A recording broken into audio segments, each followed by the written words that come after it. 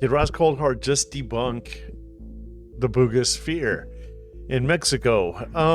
So he talks about how I had made a comment in X not too long ago saying that the Buga Sphere would be the biggest story in recent memory, right? If they would go about it in a way that I think would make a lot of sense. I could be wrong here, but if this truly is a flying orb or sphere, then you would think we would have our best minds looking at this, right? And pulling hard evidence that this object is anomalous. It's not from here, or it's from there, or wherever, right?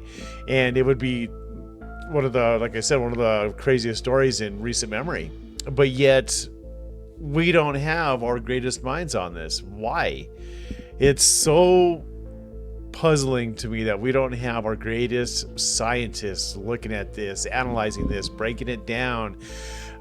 We only have scientists allegedly from Mexico in Jaime Maussan's camp looking at this, right? And to me, it raises some red flags for me, you know.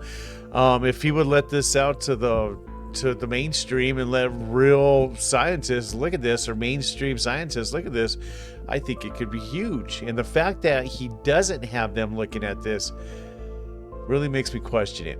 Here's what Ross Coulthart had to say. Quick. It's coming from Matt today.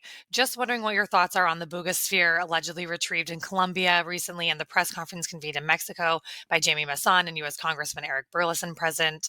It seems tantalizing for sure. Loads of YouTube debunkers are currently doing their worst to dissect it. As you're probably aware, there have been other videos of very similar objects in different locations popping up. Also, a ball and a string or actual NHI tech. Would love to hear your perspective. Okay, I'll be honest with you. As a journalist, I'm very wary of engaging with the Buga Sphere story because the people who are promoting it as an authentic anomalous object, I think, are preempting scientific investigation. I think it's wrong that there has been media publicity about this matter before it's been able to be rigorously, independently peer-reviewed, scientifically tested. Yes, there's a lot of claims that there are fiber optic cables or something built into the side of the object. There are a lot of claims about anomalous metal residue shavings. What I'd like to see with anything like this is independent peer-reviewed science. Why is that so hard before announcements are made in the media? One of the problems time and time again is people get excited and say, I've discovered something, it's anomalous, it must be anomalous because I say it's so. The only way to definitively prove this to the satisfaction of the scientific establishment is to put it to peer review, have an independent bunch of scientists making an assessment. That hasn't happened, despite what people say. And I'm kind of disappointed that people have rushed to broadcast and to make media claims about the Buga Sphere because before that level of scientific investigation has been done. Yes, I do think there is something to the phenomenon of metallic hovering spheres that have been seen all over the world. I've championed a story about it in 2021. And one of the things that we're endeavouring to try and do is to get that sphere that I'm aware of properly investigated. We're not going to announce results unless we know definitively what an independent, peer-reviewed scientific team say about it.